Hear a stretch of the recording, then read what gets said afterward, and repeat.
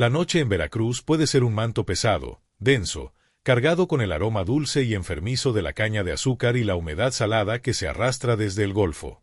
Pero en la víspera del 16 de septiembre de 1829, el aire era diferente. No era solo la opresión del calor lo que se sentía en los huesos, era algo más. Una quietud. Un silencio premonitorio, como la calma chicha que precede al huracán más violento. En los campos de la hacienda de Novillero, el murmullo de los insectos nocturnos parecía haber enmudecido, y las hojas de la caña, que normalmente susurraban con la brisa, colgaban inmóviles, como conteniendo la respiración. Dentro de las galeras, donde los cuerpos se apilaban en un calor sofocante, el sueño no traía descanso. Era una colección de espasmos, de gemidos ahogados, de pesadillas nacidas de una realidad aún más cruel. Durante años, décadas, generaciones, esa tierra había bebido sudor y sangre, abonada con el sufrimiento de aquellos cuya única posesión era la fuerza de sus brazos. Cada surco en el campo era una cicatriz en el alma de un pueblo arrancado de su hogar.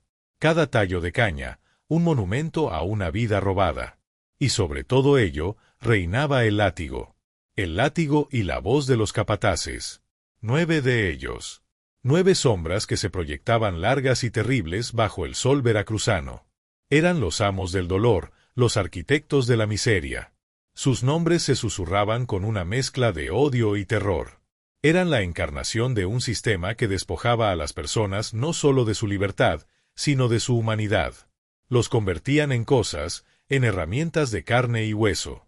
Pero las herramientas, a veces, se quiebran. Y otras veces, las herramientas, cuando se las empuja más allá de todo límite, adquieren un filo inesperado. En la oscuridad de esa galera, una figura no dormía.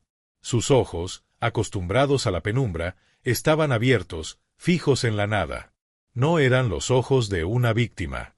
No esa noche. El velo del sufrimiento, esa capa opaca que la vida le había impuesto, se había desgarrado. Detrás, había una claridad helada. Una resolución tan pura y tan dura como el diamante. Tenía 32 años, aunque su rostro y su espalda contaban la historia de un siglo de tormentos. Cada cicatriz era un recuerdo. El latigazo por una caña caída. La marca de un hierro por una mirada considerada insolente. El dolor sordo en los huesos por jornadas que comenzaban antes del alba y terminaban mucho después del anochecer. Pero eran las otras heridas, las invisibles, las que ardían con más furia. La humillación. El abuso que iba más allá de la piel. El robo de su dignidad, de su nombre, de su espíritu. Esa noche, algo había llegado a su fin. La noticia había corrido como un fuego secreto entre los trabajadores del campo, un rumor susurrado, una esperanza tan peligrosa que apenas se atrevían a darle forma con los labios. La libertad. Una palabra. Un decreto firmado en la lejana capital por un presidente con sangre africana en sus venas. A partir del amanecer, la esclavitud sería abolida. Pero, ¿qué significaba esa palabra para quienes solo habían conocido el infierno? ¿Era un perdón? ¿Una amnistía para sus verdugos? Se suponía que debían despertar a la mañana siguiente, mirar a los mismos hombres que los habían vejado y llamarlos Señor por costumbre, aunque la ley ahora dijera lo contrario. ¿Se suponía que debían olvidar? Para la figura en la oscuridad, la respuesta era un eco silencioso y atronador en su cráneo. No. La libertad no era un regalo que se aceptaba con una inclinación de cabeza. La libertad se tomaba. Se arrancaba. Y la deuda de sangre acumulada durante toda una vida no podía simplemente borrarse con la tinta de un decreto. Tenía que ser saldada. Historias como estas son las que nos definen, las que yacen bajo la superficie de la historia oficial. Son el latido del corazón oculto de un pueblo. Si crees que estas voces merecen ser escuchadas, que estas historias de resistencia y justicia merecen ser contadas, te invito a que te suscribas a este canal. Hazlo para que juntos podamos seguir desenterrando la verdad, para que el eco de estas luchas nunca, jamás, se apague. El aire se enrareció. La figura se movió. No con la pesadez del cansancio, sino con una ligereza nueva, casi fantasmal. Cada músculo, antes tenso por el dolor y la fatiga, ahora estaba imbuido de un propósito. Era una transformación alquímica. El plomo del sufrimiento se había convertido en el acero de la venganza. Se deslizó fuera de la galera, un espacio de miseria compartida, y se adentró en la soledad de la noche. La hacienda dormía bajo una luna pálida que apenas se atrevía a mostrar su rostro entre las nubes. Las casas de los capataces estaban esparcidas, pequeñas fortalezas de arrogancia donde los monstruos soñaban. Soñaban, quizás, con el sonido del látigo, con el peso de las monedas, con el poder absoluto que ejercían sobre cientos de vidas. No soñaban con el filo. No soñaban con la justicia que se arrastraba silenciosamente hacia sus puertas. La figura se detuvo junto al cobertizo de herramientas. El lugar olía a metal, a tierra y al sudor seco de la jornada. Sus manos, callosas y fuertes por años de trabajo forzado, buscaron en la oscuridad. No buscaron un arma de guerra. No un machete, no una pistola. Buscaron la herramienta que conocían mejor que la palma de su propia mano. El instrumento de su esclavitud. Esa hoja curva, pesada, diseñada para un solo propósito: cortar la caña en la base, con un movimiento rápido y brutal. La había empuñado miles de veces bajo el sol abrasador, sintiendo el impacto recorrer su brazo, su hombro, su espalda. Era una extensión de su cuerpo, un símbolo de su opresión. Esa noche sería un símbolo de su liberación. Al levantarla, la luz de la luna capturó el borde afilado. Un destello frío, una promesa silenciosa. La hoja no se sentía pesada. Se sentía equilibrada. Correcta. Como si toda su vida, cada corte de caña, cada músculo desarrollado, la hubiera estado preparando para este único y terrible momento. La deuda iba a ser cobrada. Y el primer pago vencía esa misma noche. El silencio de la hacienda no era paz, era ausencia. La ausencia de gritos, la ausencia de órdenes, la ausencia del chasquido del cuero contra la piel. Era un lienzo en blanco sobre el que la figura de la noche se preparaba para pintar una obra terrible y justa. Con el acero de la zafra en la mano, su silueta se fundió con las sombras más profundas del complejo, moviéndose con un conocimiento del terreno que sólo una vida de cautiverio podía otorgar. Conocía cada tabla que crujía, cada perro que ladraba a los extraños, cada rincón donde un vigía podría haberse quedado dormido. Pero esa noche, los perros no ladraron. Quizás sintieron que la sombra que se movía entre ellos no era una extraña, sino una parte intrínseca de ese lugar, una manifestación de su propio dolor acumulado. Era la tierra misma, clamando venganza a través de uno de sus hijos más maltratados. El primer objetivo era la casa de Aniceto. Un hombre corpulento, de risa fácil y mano pesada. Disfrutaba su trabajo. Encontraba un placer perverso en inventar nuevas formas de humillación. Le gustaba especialmente el castigo del agua y el sol, atar a alguien al poste durante horas, arrojándole cubos de agua para que el sol después cociera su piel. La figura recordaba el día que lo hizo con un niño de apenas 10 años por haber tropezado y derramado un cántaro. Recordaba los gritos del niño, y luego su silencio. El recuerdo no era una imagen borrosa, era una herida abierta, y el nombre de Aniceto era la sal en ella. La puerta de su pequeña casa no tenía cerrojo. La arrogancia era la única cerradura que necesitaban los capataces. ¿Quién se atrevería a entrar? La figura empujó la puerta con una lentitud insoportable. El chirrido de las bisagras fue un grito en la noche, pero dentro solo se escuchaba el ronquido gutural del capataz, un sonido animal que llenaba la pequeña habitación. La sombra se deslizó hasta el borde de su catre. La luz de la luna, filtrándose por una rendija en la ventana, iluminaba un rostro hinchado y complaciente. Incluso en sueños, su boca formaba una mueca de desprecio. Por un instante, la figura se detuvo, observándolo. ¿Qué veía? No a un hombre. Veía a un monstruo. Veía al hombre que había azotado a su madre hasta dejarla sin sentido. Veía al hombre que se reía mientras marcaba a los recién llegados con el hierro de la hacienda. Veía la personificación de cada golpe, cada insulto, cada gota de desesperación que había llenado su vida. Levantó el acero curvo. El metal pareció absorber la poca luz de la habitación, volviéndose una extensión de la oscuridad misma. No hubo un grito de guerra. No hubo una palabra. Solo el silbido del aire siendo cortado y un sonido sordo, húmedo, final. La deuda de Aniceto estaba pagada. El silencio que siguió fue más profundo, más absoluto que antes. La figura no se detuvo a contemplar su obra. El corazón no le latía con furia, sino con una calma glacial. 1 de 9. La noche apenas comenzaba. Al salir de la cabaña, el aire nocturno pareció un poco más ligero, como si una pequeña parte de la opresión del mundo se hubiera desvanecido con ese último ronquido ahogado. El siguiente era Eusebio. Un hombre flaco y escurridizo, cuya crueldad no residía en la fuerza bruta, sino en la tortura psicológica. Era el encargado de separar a las familias. El que decidía qué niño sería vendido, qué esposa sería enviada a otra hacienda. Disfrutaba del poder de destruir lazos, de quebrar espíritus sin dejar una sola marca en la piel. Su casa estaba al otro lado del patio principal. El camino era más expuesto. La figura se movió pegada a las paredes, convirtiéndose en una mancha indistinguible sobre el adobe. Cada paso era deliberado, cada músculo tenso. El miedo, ese viejo compañero, había desaparecido. En su lugar, había un vacío, una concentración total en la tarea. El miedo era un lujo que ya no podía permitirse. El miedo era para las víctimas, y ella había dejado de serlo en el momento en que empuñó el acero. La puerta de Eusebio también estaba abierta. Dentro, una lámpara de aceite ardía a punto de extinguirse, proyectando sombras danzantes en las paredes. Eusebio estaba sentado en una silla, desplomado sobre una mesa, una botella de aguardiente vacía a su lado. Se había quedado dormido en su propia miseria etílica. Su rostro, en la luz parpadeante, era patético. Un hombre débil cuya única fuerza provenía del sistema que lo amparaba. La figura se acercó por detrás. El olor a alcohol barato era nauseabundo.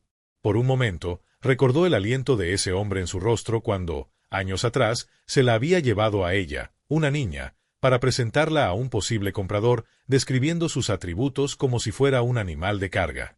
El asco de ese recuerdo se convirtió en fuerza en su brazo. El segundo golpe fue tan silencioso y definitivo como el primero. La lámpara parpadeó una última vez y se apagó, sumiendo la habitación en una oscuridad total. 2 de 9. La justicia de la noche avanzaba, implacable. Afuera, una brisa finalmente se levantó, agitando las hojas de la caña. Sonaban como un aplauso susurrante.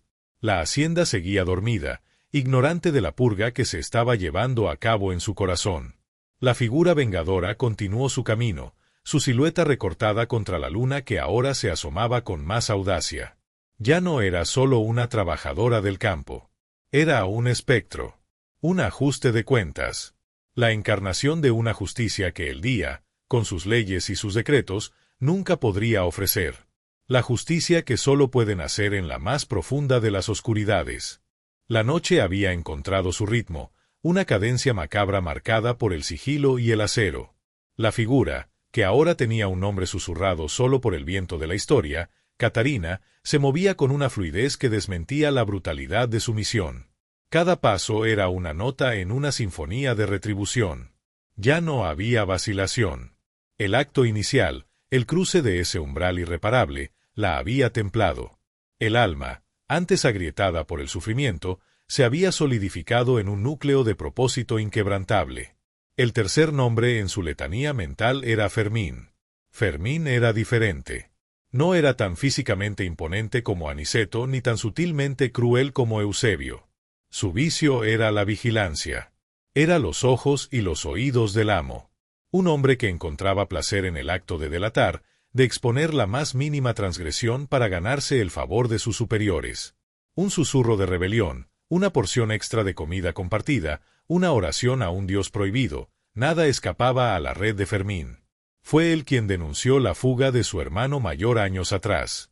Catarina recordaba haberlo visto sonreír mientras su hermano era arrastrado de vuelta, para luego ser sometido a un castigo ejemplar del que nunca se recuperó. La sonrisa de Fermín era una imagen grabada a fuego en su memoria. Su cabaña estaba más cerca de los campos, como si incluso en su descanso necesitara sentir el control sobre el dominio que vigilaba. Catarina se aproximó a través de la caña. El familiar roce de las hojas contra su piel ya no era el recordatorio de una jornada de trabajo, sino el camuflaje para una cacería. La casa de Fermín estaba en silencio. Demasiado silencio. Una sensación de alerta, un instinto afilado por una vida de peligros, recorrió a Catarina. Se detuvo, escuchando. Nada. Solo el zumbido de los mosquitos. Empujó la puerta con el extremo de su herramienta. Se abrió sin resistencia. El interior estaba oscuro, pero sus ojos se habían adaptado, viendo el mundo en tonos de gris y negro. El catre estaba vacío. Un escalofrío recorrió su espalda. ¿Había sido descubierta? ¿La estaba esperando? Permaneció inmóvil durante lo que pareció una eternidad, su respiración contenida, cada fibra de su ser atenta a la más mínima señal. Entonces lo escuchó. Un ruido sordo, proveniente de la parte trasera de la pequeña vivienda. Se movió hacia el sonido, pegada a la pared, el acero de la zafra listo. Rodeó la casa y lo vio. Fermín no la estaba esperando. Estaba de rodillas en el pequeño patio trasero, cavando. A la luz de la luna, Catarina pudo ver que estaba desenterrando una pequeña caja de madera. Sus ahorros. Las monedas de plata que había ganado con la miseria de sus compañeros. El decreto de abolición significaba que su posición, su pequeño reino de espionaje, llegaba a su fin. Estaba preparándose para huir. La ironía era tan amarga que casi le arranca una sonrisa. El delator, el traidor, ahora traicionando al sistema que lo había creado.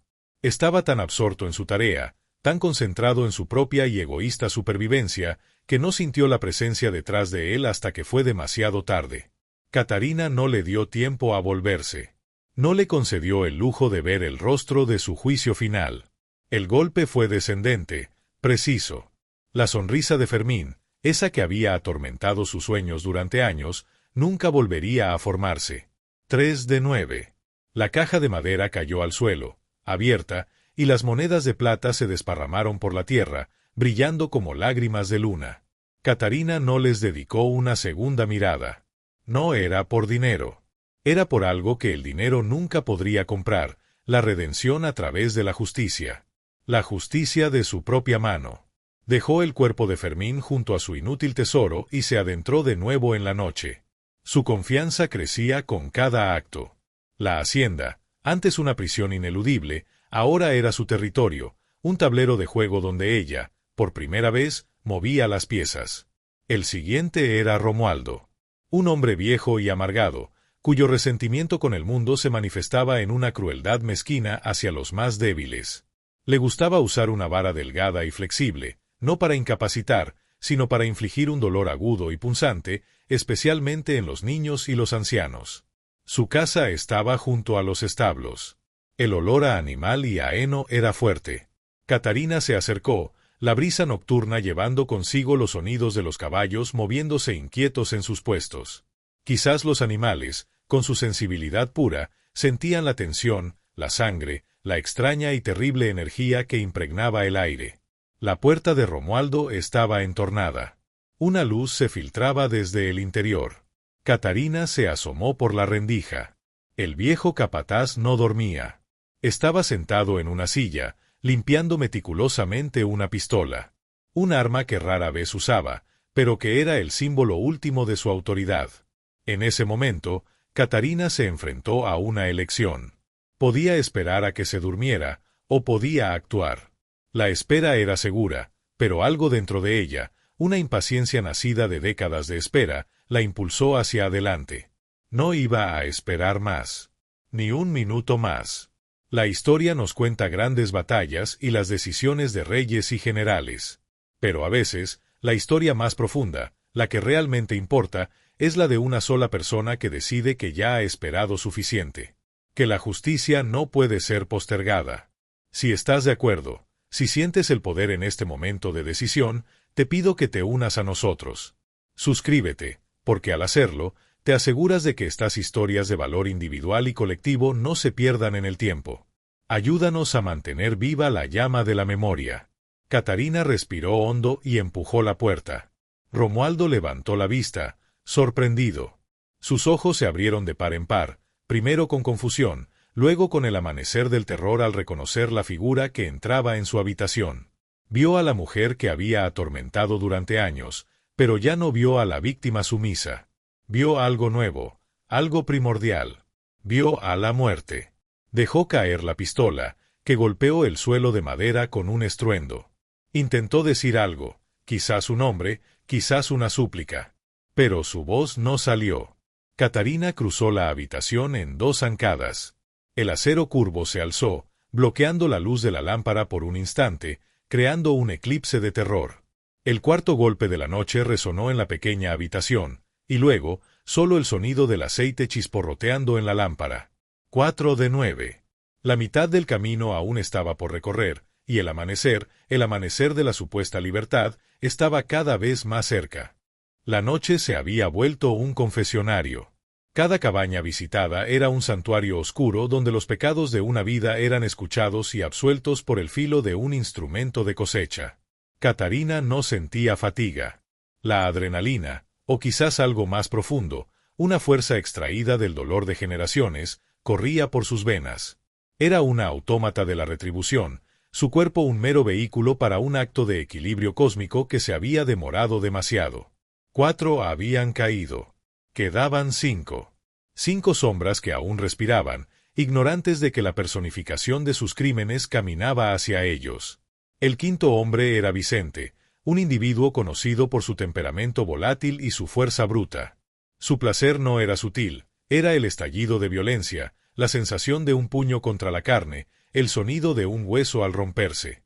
Era un toro, fácil de enfurecer y terrible en su ira. Catarina lo recordaba vívidamente. Una tarde, durante la cosecha, una joven se había desmayado por el calor. Vicente, en lugar de ayudarla, la había pateado repetidamente, gritando que era una perezosa. Catarina había intentado intervenir, y por su audacia, recibió una paliza que la dejó sin poder trabajar durante una semana. El dolor en sus costillas había tardado meses en desaparecer, pero la imagen del cuerpo inerte de la joven en el suelo nunca se fue. Su casa era un desastre, un reflejo de su propia naturaleza caótica. Ropa tirada, platos sucios, el hedor a sudor rancio. Estaba tumbado en su catre, roncando con la boca abierta, un brazo colgando hasta tocar el suelo. Parecía casi vulnerable en su sueño, una bestia en reposo. Pero Catarina no veía vulnerabilidad. Veía al monstruo en su guarida. Se acercó, el suelo crujiendo bajo sus pies descalzos. El ruido hizo que Vicente se revolviera en sueños, emitiendo un gruñido. Catarina se congeló. Esperó, su corazón un tambor silencioso en su pecho. El capataz se acomodó y sus ronquidos se reanudaron, más fuertes que antes. Catarina no le dio una segunda oportunidad para despertar. El quinto acto fue tan rápido como los anteriores. Un movimiento fluido, practicado en miles de jornadas bajo el sol, ahora reutilizado para un propósito final y terrible. 5 de 9. Al salir de la casa de Vicente, Catarina se permitió un momento para mirar al cielo. Las nubes se habían apartado y las estrellas brillaban con una intensidad fría. Parecían ojos distantes, testigos silenciosos de la purga. ¿La juzgaban? ¿O entendían? Sintió, por primera vez esa noche, una punzada de algo que no era ira ni determinación. Era una profunda soledad. Estaba sola en esta misión, sola con sus fantasmas y su acero. Pero la sensación pasó tan rápido como llegó. No estaba sola. La acompañaban el recuerdo de su madre, el espíritu de su hermano, la sombra de la niña pateada en el campo.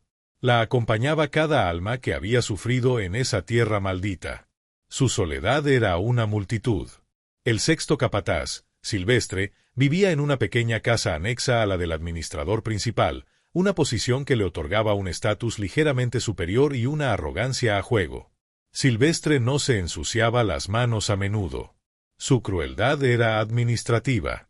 Era el que acortaba las raciones como castigo, el que negaba el agua en los días más calurosos, el que registraba cada falta para asegurarse de que los castigos fueran acumulativos y severos. Mataba de hambre, de sed, de agotamiento. Era una forma de violencia más lenta, más insidiosa, pero no menos letal. Catarina lo odiaba con una frialdad particular. Odiaba su libreta, su pluma, la forma en que sus labios se curvaban en una sonrisa satisfecha mientras condenaba a alguien a una semana de inanición. Llegar a su casa fue más arriesgado. Estaba más cerca del centro neurálgico de la hacienda. Tuvo que moverse con aún más cuidado, utilizando las sombras de los edificios más grandes, esperando a que el único vigía nocturno hiciera su ronda y se alejara. La ventana de Silvestre estaba abierta para dejar entrar la brisa. Catarina se asomó. Pudo verlo dormido en su cama, un hombre pequeño y pulcro, incluso en su inconsciencia. Su libreta y su pluma estaban en una mesita junto a él, listas para registrar los horrores del día siguiente. Un día que, para él, nunca llegaría. En lugar de entrar por la puerta, Catarina decidió usar la ventana. Era más silencioso, más inesperado. Se deslizó dentro de la habitación con la agilidad de un felino. Por un instante, se quedó mirando la libreta. Sintió el impulso de tomarla y arrojarla al fuego, de destruir el registro de tanta miseria. Pero su objetivo no era el símbolo, era el hombre. Se acercó a la cama. Silvestre suspiró en sueños, una pequeña y satisfecha exhalación. Quizás soñaba con hileras de números, con el perfecto balance de productividad y castigo. El acero de Catarina interrumpió su sueño para siempre. 6 de 9. Antes de irse, no pudo resistirse. Tomó la libreta. No para destruirla, sino como un trofeo. Una prueba. El registro de los crímenes que acababa de vengar. Salió por donde había entrado, una sombra desapareciendo en la noche, dejando atrás solo el silencio y una cama que se enfriaba lentamente. La noche avanzaba inexorablemente. El cielo en el este comenzaba a insinuar un cambio, un levísimo tono de gris oscuro reemplazando al negro absoluto. El tiempo se estaba acabando. Quedaban 3 hombres. 3 deudas por cobrar antes de que el sol saliera y trajera consigo un nuevo mundo. Un mundo donde, por ley, todos eran libres. Pero Catarina estaba forjando su propia libertad, una libertad no escrita en papel, sino grabada en sangre y acero. La suya no sería una libertad otorgada, sería una libertad conquistada. Cada uno de estos actos, cada capataz enfrentado, es un capítulo en una historia de resistencia que se niega a ser olvidada. Estas no son solo historias de violencia, son historias sobre el punto de quiebre, sobre la dignidad humana que se niega a ser extinguida. Si sientes la importancia de preservar estas narrativas, de honrar la memoria de aquellos que lucharon en las sombras, entonces tu lugar está aquí con nosotros. Suscríbete a este canal. Hazlo porque cada suscriptor es un guardián de la memoria, una voz más que se une al coro para asegurar que el pasado, en toda su crudeza y su gloria, nunca sea silenciado. El aire de la madrugada comenzaba a tener un filo, un frescor que anunciaba la inminente llegada del alba. Para la mayoría de los habitantes de la hacienda de Novillero, ese cambio de temperatura era una señal subconsciente de que el breve respiro de la noche estaba terminando y otra jornada de sufrimiento estaba por comenzar. Pero para Catarina, era un reloj. Un recordatorio urgente de que su ventana de oportunidad, su noche de justicia, se estaba cerrando. 6 hombres habían pagado por sus atrocidades. Quedaban 3. El séptimo era un hombre apodado El Chacal, un apodo ganado a pulso. Su verdadero nombre era Gonzalo, pero pocos lo usaban. Era el rastreador. Cuando alguien intentaba escapar, enviaban a El Chacal con sus perros. Era implacable, y parecía disfrutar la cacería más que la captura. Para él, no se trataba de recuperar una propiedad, era un deporte sangriento. Catarina tenía una cuenta personal con él. Años atrás, una amiga cercana, embarazada de varios meses, había intentado huir. El Chacal la rastreó y, según los rumores, permitió que sus perros la atacaran antes de arrastrarla de vuelta. La mujer perdió al niño y la razón. Ahora vivía como un fantasma, sus ojos vacíos mirando a través de un mundo que ya no entendía. La cabaña de El Chacal estaba aislada, cerca de las perreras. Al acercarse, Catarina escuchó el gruñido bajo y nervioso de los animales. Olían la sangre en ella, la muerte que la envolvía como un sudario. Se detuvo, el corazón latiéndole con fuerza. Los perros eran un obstáculo que no había anticipado del todo. Podían despertar a toda la hacienda. Se agachó, buscando piedras. Su plan ya no podía ser el sigilo absoluto. Tendría que crear una distracción. Encontró varias rocas de buen tamaño, y con una fuerza que no sabía que poseía, las lanzó una por una en dirección opuesta, hacia los cañaverales. Los perros estallaron en un frenesí de ladridos, corriendo hacia el lugar del ruido. Era una apuesta. Una que le daba solo unos minutos. Corrió hacia la cabaña. La puerta, como esperaba, estaba cerrada con más seguridad que las otras. El chacal era un hombre desconfiado por naturaleza. Pero la cerradura era simple, un trozo de madera atravesado. Usó la punta de su herramienta como palanca, aplicando todo su peso. La madera gimió, se astilló y finalmente cedió con un crujido que le pareció ensordecedor. Entró en la penumbra. El lugar olía a perro mojado y a violencia. El chacal ya estaba de pie, despertado por el alboroto. En sus manos no sostenía un arma, sino el látigo que siempre llevaba consigo, enrollado como una serpiente. —¿Quién anda ahí? —gruñó, sus ojos tratando de perforar la oscuridad. Catarina no respondió con palabras. Dejó que su silueta, recortada contra la puerta abierta, hablara por ella. El chacal entrecerró los ojos. El reconocimiento y la incredulidad lucharon en su rostro. —¿Tú? —siseó. La palabra murió en su garganta cuando Catarina se lanzó hacia adelante. Él intentó usar el látigo, pero en el espacio reducido, el arma era inútil. Catarina esquivó el torpe golpe y se abalanzó sobre él. No fue un golpe limpio y silencioso como los otros. Fue una lucha. Una pelea brutal y desesperada en la oscuridad. Él era fuerte, pero ella estaba impulsada por una furia que superaba la fuerza física. Rodaron por el suelo, golpeándose, gruñendo como los mismos animales que él entrenaba. Finalmente, Catarina logró ponerse encima. Levantó el acero.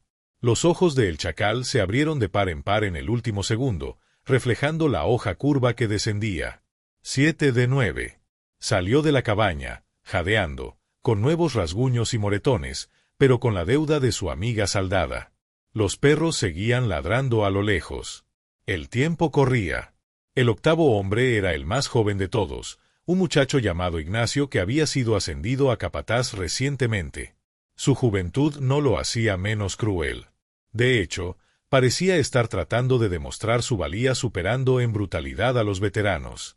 Su especialidad era la humillación pública, forzar a los trabajadores a realizar actos degradantes frente a sus compañeros para quebrar la moral del grupo. Era un aspirante a monstruo, aprendiendo el oficio con un entusiasmo repugnante. Su casa estaba cerca de las galeras principales. Catarina llegó justo cuando los primeros pájaros comenzaban a cantar, un coro inocente para un escenario tan macabro. La puerta de Ignacio estaba abierta. Dentro, no dormía. Estaba sentado en el borde de su catre, la cabeza entre las manos. Cuando levantó la vista y vio a Catarina en la puerta, no mostró miedo.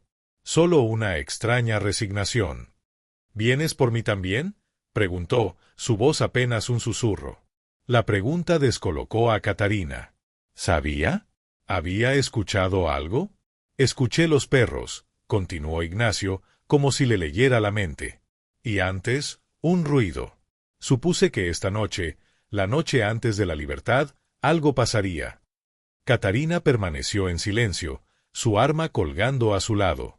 No era así como había imaginado este encuentro. —Yo no quería esta vida —dijo el joven, sus ojos suplicantes. Mi padre era capataz. Esto es todo lo que he conocido. Por un instante, un fugaz instante, Catarina vio no al capataz, sino a un muchacho atrapado en una maquinaria de odio. Vio una vida torcida por el sistema, igual que la suya. ¿Merecía la misma suerte que los otros? El recuerdo de un anciano al que Ignacio había obligado a bailar hasta el colapso para la diversión de los demás apareció en su mente. Sí, la merecía. El veneno, una vez inoculado, no se puede excusar por la juventud de la serpiente. Todos elegimos, dijo Catarina, su primera y única frase en toda la noche. Su voz era ronca, extraña por el desuso. Levantó el acero. Ignacio cerró los ojos. No gritó. 8 de 9. Solo quedaba uno. El principal. El origen de todo. el capataz mayor, cuyo nombre era una maldición, Demetrio. Y el cielo en el este ya no era gris, era de un pálido y acusador color índigo. El amanecer estaba sobre ella. El tiempo se había agotado.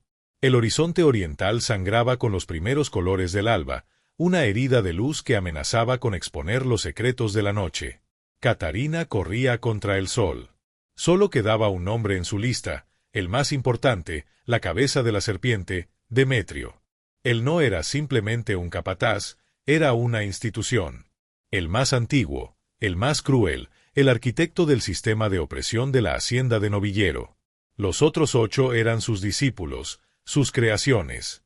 Demetrio era el maestro. Su crueldad era refinada, casi científica. Conocía el punto exacto de quiebre de cada persona y disfrutaba llevándola hasta el borde, y a veces, más allá. Fue Demetrio quien, 15 años atrás, había presidido la venta de su hermana menor. Catarina recordaba su voz monótona, casi aburrida, mientras describía las cualidades de la niña a un comprador. Recordaba la mirada de Demetrio, vacía de toda empatía, mientras separaba a las 2 hermanas para siempre. Esa memoria era el núcleo de su odio, el combustible que la había impulsado a través de esta noche sangrienta. La casa de Demetrio era la más grande después de la del propio hacendado. Se alzaba con una arrogancia silenciosa, un pequeño palacio construido sobre un cimiento de sufrimiento. Catarina sabía que esta sería la confrontación más difícil. Demetrio era astuto, paranoico. Su puerta estaría cerrada, y él no sería tan fácil de sorprender. Se acercó a la casa justo cuando el primer rayo de sol directo tocaba la copa de los árboles más altos. Ya no podía contar con la oscuridad. Su única aliada ahora era la velocidad. Rodeó la casa, buscando un punto débil. Encontró una ventana en la parte trasera, en lo que parecía ser la cocina. Estaba cerrada, pero no con barrotes. Con el mango de su herramienta, la hoz que se había convertido en la extensión de su voluntad, golpeó el cristal. El sonido fue una explosión en el silencio de la mañana. Ya no había vuelta atrás. El sigilo había terminado. Entró por la ventana rota, cayendo al suelo de la cocina. No perdió tiempo. Corrió hacia el interior de la casa. ¡Ladrón! ¡Intruso! Escuchó una voz gritar desde el piso de arriba. Era él. Subió las escaleras de 2 en 2. La puerta del dormitorio principal se abrió de golpe y Demetrio apareció. Era más viejo de lo que recordaba, pero sus ojos eran los mismos, fríos, calculadores, crueles. En su mano sostenía una pistola, la misma que Romualdo no había llegado a usar. Apuntó el arma hacia ella. Sabía que uno de ustedes, bestias, intentaría algo esta noche, siseó. Con esas tontas ideas de libertad en sus cabezas. Catarina no se detuvo. Siguió avanzando por el pasillo, con la hoz en alto. La distancia entre ellos se acortaba. «¡Detente o disparo!», gritó él, su voz teñida de una pizca de pánico al ver que ella no obedecía, que no mostraba el miedo que él estaba acostumbrado a inspirar. El estallido de la pistola fue ensordecedor en el espacio cerrado. Catarina sintió un dolor agudo y ardiente en su hombro izquierdo. El impacto la hizo trastabillar, pero no cayó. La adrenalina y el odio eran un bálsamo contra el dolor. Una mueca de sorpresa cruzó el rostro de Demetrio. Esperaba que cayera. Esperaba que su autoridad, manifestada a través de la pólvora y el plomo, fuera suficiente. Pero se enfrentaba a algo que no entendía, una fuerza que su mente no podía concebir. Antes de que pudiera volver a amartillar el arma, ella estaba sobre él. El encuentro no fue una ejecución, fue un combate. Demetrio luchó con la fuerza de la desesperación, golpeando, arañando. Catarina, herida, luchó con la furia de toda una vida. Era la culminación de todo. Cada latigazo, cada humillación, cada pérdida. Todo se concentró en ese momento, en ese forcejeo a vida o muerte en el pasillo de la casa del capataz. Finalmente, lo derribó. Cayó de espaldas, la pistola deslizándose por el suelo. Catarina se arrodilló sobre él, con una rodilla en su pecho. Lo miró a los ojos. En ellos, por primera vez, vio lo que él había infligido a tantos otros, terror absoluto. No dijo nada. No había nada que decir. Su hermana, su madre, su hermano, la niña del campo, el anciano obligado a bailar, todos estaban allí con ella, guiando su brazo. Levantó la hoz por última vez. El sol de la mañana del 16 de septiembre de 1829 entró por las ventanas, iluminando la escena. 9 de 9. La deuda estaba saldada. Catarina se puso de pie, su cuerpo temblando por el esfuerzo, el dolor y la catarsis. La sangre de su hombro se mezclaba con la de sus verdugos. Miró por la ventana. Abajo, en los patios y las galeras, la gente comenzaba a salir, confundida. El día de la abolición había llegado. El día de la libertad. Pero en esa hacienda, la libertad no había llegado por un decreto. Había llegado en la punta de una hoz, llevada por la mano de una mujer que había decidido que la justicia no podía esperar a que el sol saliera. Ella misma era el amanecer. Se quedó allí, de pie, mientras los gritos de asombro y horror comenzaban a elevarse desde abajo al descubrirse los primeros cuerpos. Su noche había terminado. Un nuevo día, para bien o para mal, acababa de comenzar. Y la leyenda de Catarina, la esclava que se convirtió en vengadora, nacía en el fuego de esa mañana sangrienta. El sol se alzó por completo sobre la hacienda de Novillero, un testigo impasible de la carnicería nocturna. Su luz dorada, que en cualquier otro día habría sido una promesa de vida, ahora parecía un reflector que exponía una verdad brutal. El 16 de septiembre, día destinado a la celebración de la libertad, amaneció en esa plantación bajo el signo de la muerte. Los gritos que Catarina había escuchado desde la casa de Demetrio se multiplicaron. A medida que los antiguos esclavos emergían de sus barracones, tropezaban con el rastro de la justicia de Catarina. El primer cuerpo, el de Aniceto, fue descubierto por un niño que iba a buscar agua. Su grito agudo fue la alarma que despertó a la hacienda de su letargo. Pronto, el pánico y la confusión se extendieron como la pólvora. Uno a uno, los cuerpos fueron encontrados. Eusebio, ahogado en su propio estupor etílico y sangre. Fermín, arrodillado ante su tesoro inútil. Romualdo, en su cabaña que apestaba a pólvora no quemada. Vicente, la bestia domesticada para siempre. Silvestre, con su libreta de pecados como único epitafio. El chacal, en su perrera, abandonado por sus propios perros. Ignacio, el joven monstruo que murió con resignación. Y finalmente, Demetrio, en su propia casa, el rey derrocado de su diminuto imperio de dolor. La reacción de la gente no fue uniforme. Hubo miedo, un terror primordial a las represalias. ¿Quién había hecho esto? ¿Y qué pasaría ahora? El hacendado, los soldados, la ley de los hombres blancos, su ira sería terrible. Muchos lloraron, no por los capataces, sino por el temor a la tormenta que se avecinaba. Pero debajo del miedo, había otra corriente, un murmullo subterráneo de asombro y una inconfesable, casi sagrada, satisfacción. Alguien había hecho lo que todos ellos habían soñado en sus noches más oscuras. Alguien había respondido a sus plegarias no con palabras, sino con acero. Nadie pronunció el nombre de Catarina en voz alta, pero todas las miradas, todas las preguntas silenciosas, apuntaban hacia ella, la mujer que había soportado más que la mayoría, la que había perdido a casi todos los que amaba. ¿Y qué fue de Catarina? Aquí es donde la historia se desliza del hecho posible al reino poderoso de la leyenda. No hay un solo registro oficial, ni un solo informe de la época que hable de la captura y juicio de una esclava por el asesinato de 9 hombres en Veracruz en esa fecha. Los archivos históricos guardan silencio. Y es en ese silencio donde la leyenda florece, ofreciendo múltiples caminos para su heroína. Una versión cuenta que, herida y exhausta, simplemente caminó hacia los campos de caña y desapareció. Que la tierra que había trabajado y regado con su sangre la acogió, la ocultó de todas las miradas.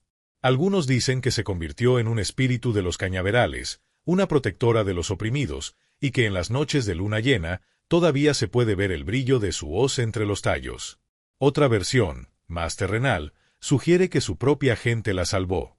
Que mientras el pánico reinaba y antes de que llegaran las autoridades, la curaron, la alimentaron y la guiaron a través de caminos secretos hacia las montañas de Songolica, hacia las comunidades cimarronas fundadas por rebeldes como ella, lugares donde la ley de los hacendados no podía alcanzarla.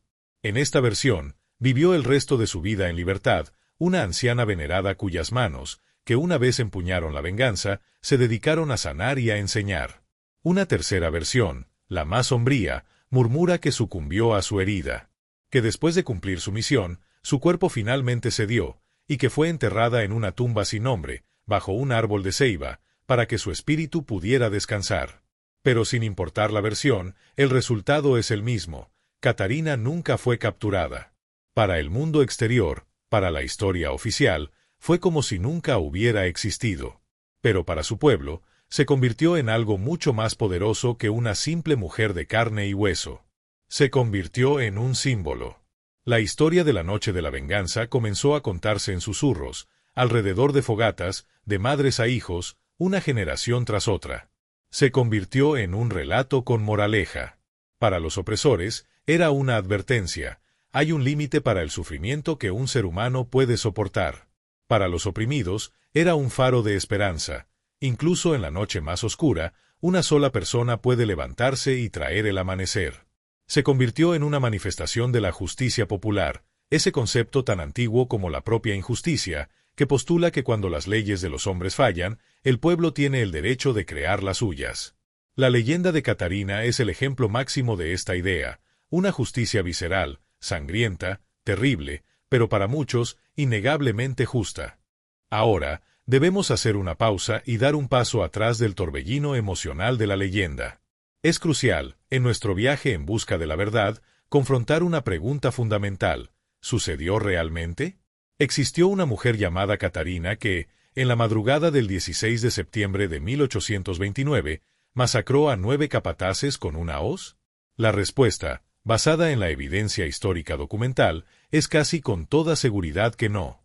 Los archivos de Veracruz, meticulosamente investigados por historiadores, no contienen ningún informe sobre un evento de esta magnitud en esa fecha. No hay registros de un levantamiento en la hacienda de Novillero, ni del asesinato masivo de sus capataces. Los censos de la época y los registros parroquiales no nos dan una pista clara sobre una mujer que encaje perfectamente con la descripción de Catarina en ese lugar y momento específicos. La historia, tal como la hemos contado, es un producto del folclore. Es un relato veracruzano, una leyenda transmitida oralmente que cobró fuerza con el tiempo.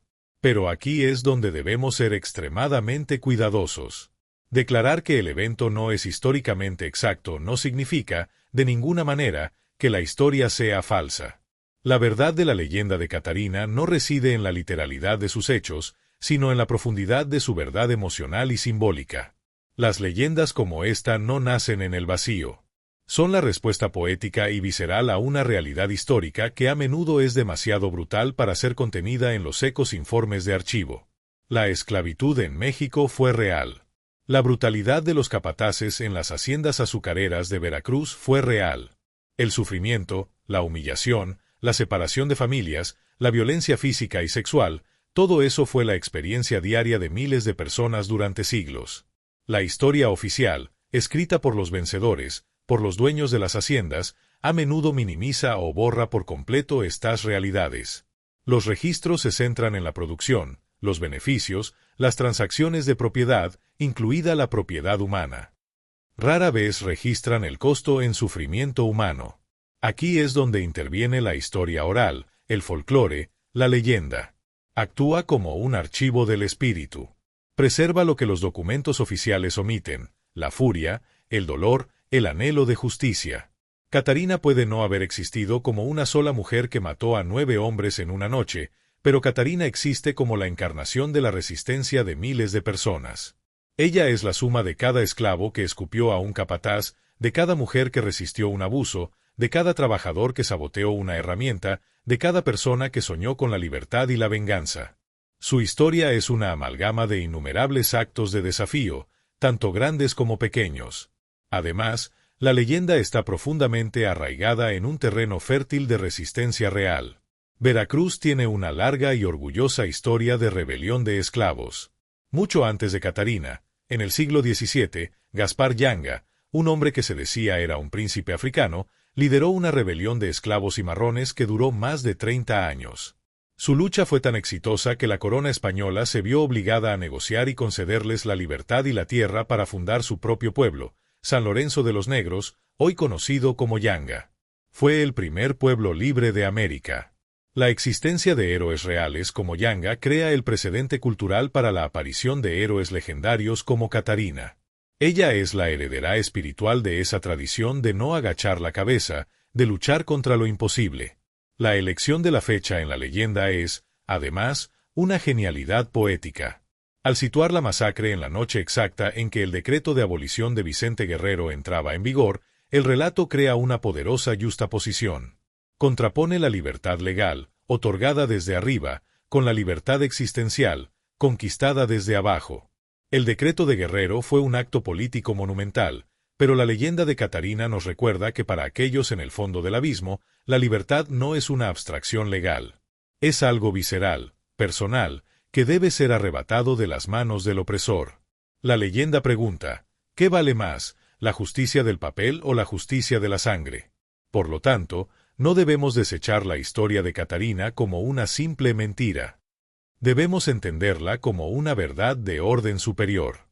Es la verdad del trauma generacional, expresada a través de la única herramienta que los oprimidos a menudo poseen, la historia.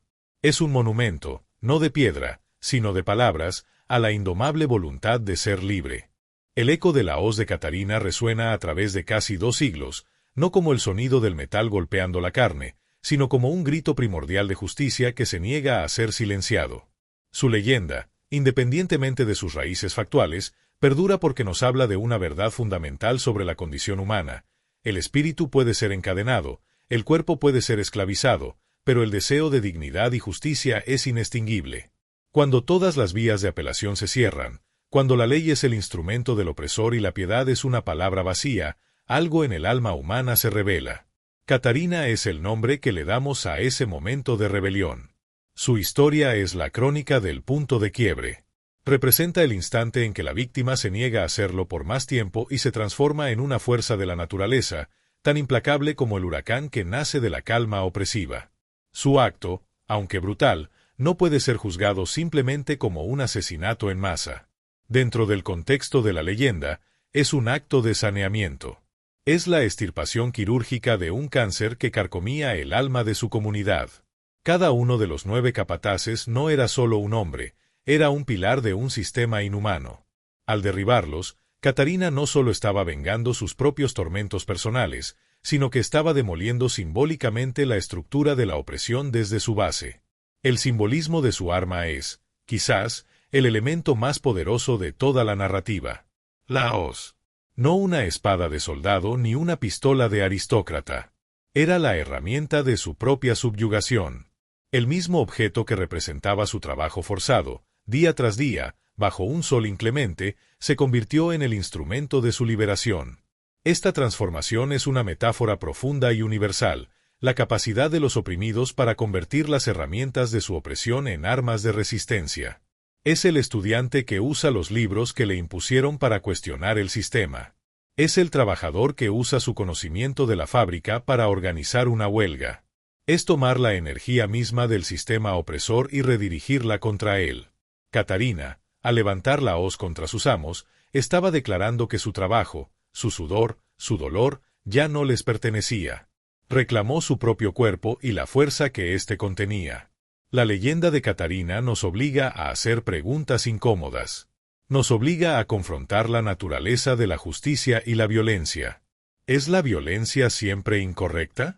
¿O existen circunstancias en las que la violencia es la única respuesta posible a una violencia sistémica e incesante?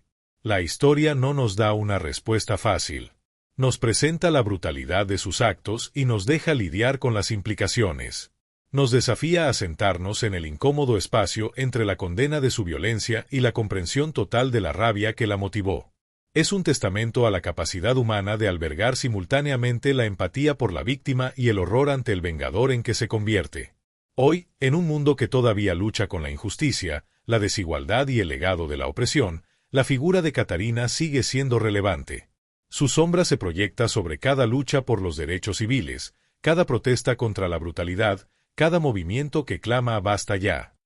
Ella es un recordatorio de que la paz sin justicia es solo una forma de opresión. Es un recordatorio del poder que reside en aquellos a quienes se les ha negado todo poder.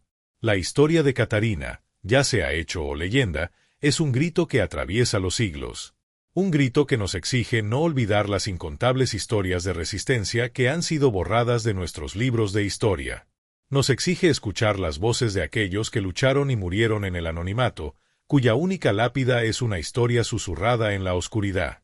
Si quieres que sigamos dando voz a estos gritos, si crees que el pasado tiene lecciones cruciales para nuestro presente y nuestro futuro, te pido una última vez que te suscribas a este canal y te unas a nuestra comunidad.